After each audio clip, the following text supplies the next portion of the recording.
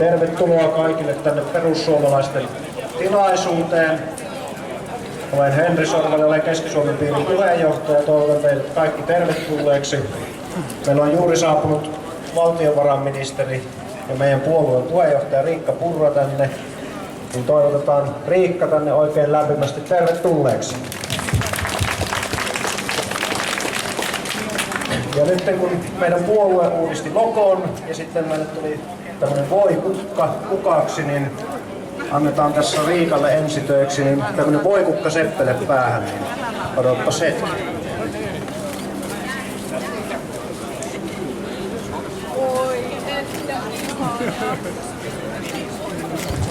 Näin piirin puolesta, niin tervetuloa tänne Keski-Suomeen voikukkaseppelen kevään Riikka.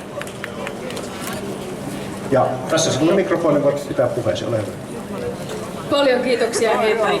Ihana seppele. Tämä onkin vielä ihan ensimmäinen kerta. Voikukissa ne on hyvin kauniita ja niin kuin tiedätte, ne kuvastaa perussuomalaisten sitkeää luonnetta. Niissä on myös sellainen ominaisuus, että ne ei kauhean kauan kestä, kun ne poimitaan maasta. Ja sehän kertoo vaan siitä, että voikukkaa ei sovi irrottaa maasta, jossa se kasvaa.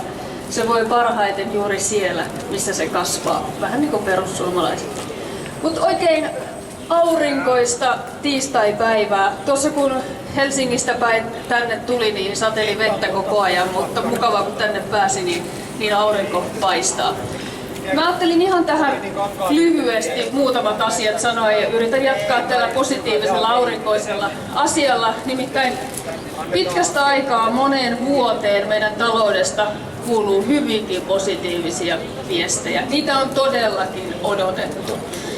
Meidän teollisuustuotanto on ensimmäistä kertaa vuoden 2008 jälkeen noussut sen ylipää huippuun, 18 vuoden jälkeen. Eli silloin finanssikriisi ja Nokian romahduksen jälkeen niin tiputtiin pohjalle ja näin kauan on mennyt sen kuromiseen takaisin sinne ylös, teollisuustuotanto. Vastaavasti viimeiset tiedot meidän talouskasvusta, ne ensimmäistä kertaa todella pitkään aikaan näytti erittäin hyvää. Ja tämä kaikki tilanteessa, jossa Lähi-idässä soditaan, Iranissa on edelleen kriisi päällä, jolla on erittäin merkittäviä vaikutuksia energian ja polttoaineiden öljyn hintojen kautta, logistiikkaketjujen, tuotantoketjujen kautta. Siitä huolimatta viime kuukaudet, viime vuoden lopulta meidän talous on selvästi kasvanut. Eri teknologiateollisuuden puolilla, konepajateollisuudessa ynnä muualla hyviä lukuja. Vientiyrityksillä menee koko ajan paremmin ja paremmin. Vastaavasti nähdään pankkikorttidatasta, että ihmiset on alkanut kuluttamaan.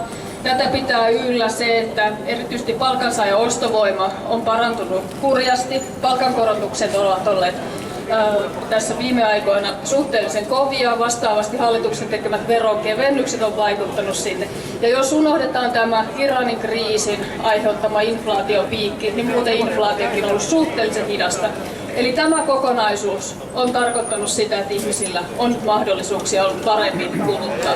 Vastaavasti valtiovarainministeriö, joka tutkaskelee paitsi näitä talouden kehityslukuja, niin myös verotuottoa, niin on nyt havainnut, että arvonlisävero tuotossa, tässä kertymässä, joka käytännössä kaikista kulutuksesta tulee, niin se on myös selvässä nousussa. Tällaisia hyviä asioita tulee nyt monista eri suunnista. Samaan aikaan Suomessa tehty isoja yrityskauppoja vaikkapa koneen osalta, josta tulee maailman ylivoimaisesti suurin, yli 50% suurempi kuin kakkoseksi tullut hissi- ja rullaporrasvalmistaja. Vastaavasti esimerkiksi telakoilla, Turussa, Raumalla, Helsingissä uskomattoman hienoja juttuja. Nokialla menee hyvin, sen pörssiarvo on kohonnut aivan huikeasti, pörssissä yleisestikin menee hyvin. Tällaisia erilaisia valopilkkuja monista suunnista. No se meidän ongelma ja vaikeus tässä edelleenkin on se, että meidän työttömyys on suhteellisen korkealla, pitkäaikaistyöttömyys myös, nuorisotyöttömyys. Esimerkiksi täällä Jyväskylässä ollaan aika korkeissa lukemissa. Se mitä me tiedetään historian valossa, niin silloin kun talous lähtee kasvuun, niin siitä jollakin aikavälillä, noin 6-9 kuukauden kuluessa, myös työllisyys alkaa vahvistua ja työttömyys vähentyä. Ja tätä me toivotaan ja tähän luotetaan. Koska ei niillä prosenteilla, ei niillä pelkästään itsessään mitään tee, ei ne lämmitä edes valtiovarainministeri Excelissä, vaan tietenkin se talouskasvu tarkoittaa hyvinvointia. Se tarkoittaa sitä, että ihmisellä on rahaa käytössään, ihminen voi kuluttaa, toisaalta hän luottaa siinä määrin omaan tulevaisuuteensa, että uskaltaa tehdä esimerkiksi erilaisia valintoja. Hallitus on sangen hankalissa oloissa pyrkinyt tekemään oikeanlaisia päätöksiä. Me olemme samaan aikaan, kun me ollaan huolehdittu niistä erilaisista kasvutoimista, me ollaan tehty viimeisessä riihessä elvyttävää politiikkaa esimerkiksi korjausrakentamisen puolelle, infrahankkeisiin, investointeihin ympäri maan, erityisesti itäiseen Suomeen, joka sitä tarvitsee, jolla on jouduttu myös sopeuttamaan julkista taloutta. No, leikkauksista, niin kuin tiedetään, niin niistä eivät kaikki pidä ja kuka niistä nyt pitäisi. Paljon kivempaa olisi jakaa rahaa kuin sitä säästää.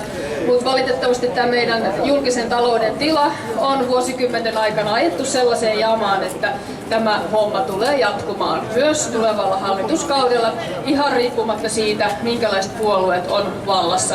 Ja kaikki eduskunnan puolueethan ovat sitoutuneet finanssipolitiikan korjaamiseen ja niin sanottuun velkajarruukin kaikki muut paitsi se äärimmäisellä vasemmalla istuva vasemmistoliitto. Eli tämän perusteella pitäisi uskoa siihen, että myös muut puolueet ovat valmiita vastuuntuntoisesti tekemään päätöksiä, myös sellaisia, jotka ovat hankalia. Mutta näitäkään ei tehdä siksi, että luvut näyttäisi paremmilta tai Exceli olisi kirkkaampi tai ministereillä olisi parempi olo, ei minkään tällaisen takia, vaan just siksi, että niillä rakennetaan sitä hyvinvointia tähän maahan. Maa, joka ikääntyy voimakkaasti, jossa työikäisen väestön määrä vähenee, jossa tarvitaan koko ajan enemmän rahaa sosiaali- ja terveydenhuoltoon. Tämä hallitus on siis lisännyt sinne yli 4 miljardia rahaa. Kokonaisuus sitä valtion budjetista on lähes kolmannes. Samaan aikaan turvallisuus, puolustusmenot, ne kasvaa tulevina vuosina erittäin voimakkaasti. Niin pelkästään tämä yhtälö tarkoittaa sitä, että meidän pitää kyetä huolehtimaan tästä meidän laivasta paremmin. Koska ainoastaan sitä kautta työn, työllisyyden, yrittämisen kautta me saadaan tänne veroja, joilla sitten kustannetaan sitä hyvinvointijärjestelmää. Samaan aikaan me ollaan tehty sellaisia toimia, jotka mahdollistaisi paremmista tulevaisuuden kasvua. Se, että jos 18 vuoteen ei ole ollut merkittävää reaalista talouskasvua, niin joku on maassa pielessä. Se tarkoittaa, että siellä jotkut rakenteet on liian jäykkiä. Työ ei ole tarpeeksi kannustavaa. Ehkä luvituksessa, investointien saamisessa maahan on ongelmia. Ja näitä me on pyritty tää yli 3 vuotta vähitellen ratkomaan ja saatu aikaiseksi hyviä toimia. Ja nyt ainakin tällä hetkellä näyttää viimeisimpien lukujen perusteella, että työ myös kantaa hedelmää ja toivon tietenkin hyvin lämpimästi koko maan hyvän tulevaisuuden kannalta, että tämä tulee jatkumaan. Ja se edellyttää tietenkin sitä, että me huolehditaan niistä asioista, jotka on meidän omissa käsissämme, meidän kansallista politiikasta, siitä, että täällä asiat toimii.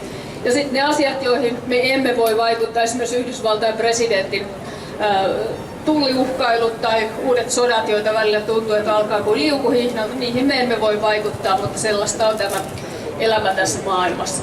Mutta tällä ihan lyhyellä alustuksella niin tulen mielelläni keskustelemaan teidän kanssa sinne. Puhutaan toki kaikesta muustakin kuin taloudesta. Tulkaa kertomaan, mitä Jyväskylään kuuluu, mitä mieltä te olette vaikkapa kaupungin tilanteesta noin muuten, onko täällä turvallisuusongelmia, miten täällä voidaan kouluissa, minkälaista maahanmuuttopolitiikkaa te toivotte ja niin edelleen. Ja tietenkin saa tuoda viestejä myös hallitukseen muuten ja perussuomalaisten eduskuntaryhmään. Sen lisäksi täällä on paljon paikallisia niin Keski-Suomen piirin edustajia kuin Jyväskylän yhdistyksen edustajia. Ja tulkaa heille keskustelemaan paikallisista asioista. Mutta kiitoksia oikein paljon teille. Mukavaa kun olette täällä. Toivotan aurinkoista kevään jatkoa ja tietenkin mahdollisimman ihanaa tulevaa kesää. Kiitos paljon.